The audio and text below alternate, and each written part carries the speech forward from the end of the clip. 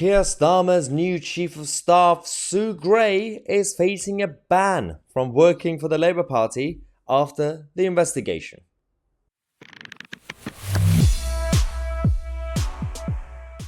So much has happened over the last few weeks that we completely forgot about certain individuals. You remember this face?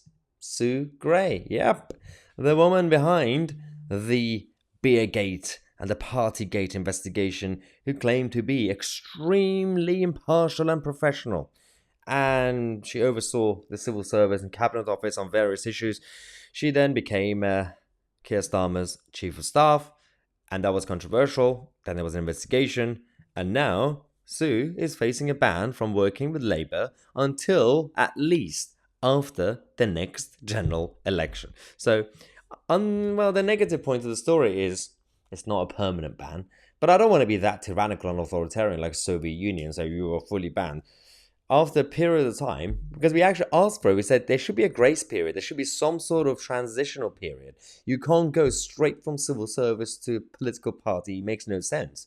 So I'm glad that if this obviously gets official, it's not really fully confirmed yet, but it is going to be, hopefully, then as long as she doesn't work directly with Labour and Starmer before the election. The problem I have is this ban even effective?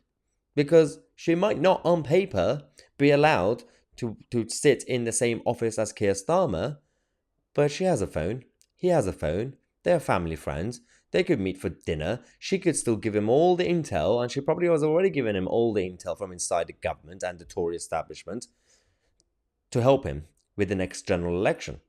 So what's done is done.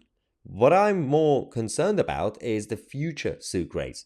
So she's already, whatever she wanted to leak, she's leaked, right? Whatever her bias to create obstacles inside civil service, she's already done that. But without sounding wishy-washy, it's time to learn from the lessons and stop it from happening in the future.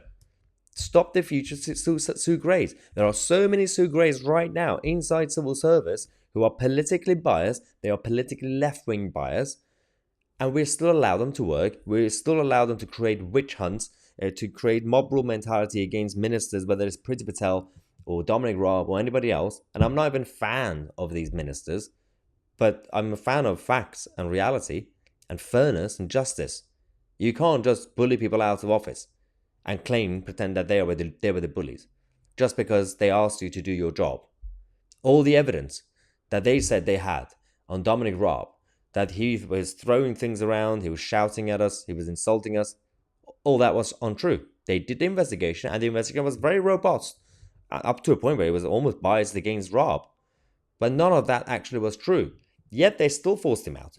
They created such a toxic environment, and the weak leadership of Rishi Sunak, not being able to defend his own ally and his own colleague, that's also an embarrassment to the government. But the problem is, there's going to be so many other Sue Grays right now working inside Whitehall. What are we going to do about it? Are we going to be doing a shake-up? Are we going to be, as they say, drain the swamp of the establishment? That was the intention of Dominic Cummings, but Dominic Cummings was not the perfect character. He made a bit of a mess, but that was what's needed. We need a Dominic Cummings to go in there and do a bit of a cleanup, because we can't just allow status quo to happen, because what that means is it doesn't really matter what political party or what political leader you vote for. The system remains exactly the same. So nothing changes. That's toxic. That's not democracy. We have to change it before it gets even worse than it is. Now, let me know your thoughts in the comment section.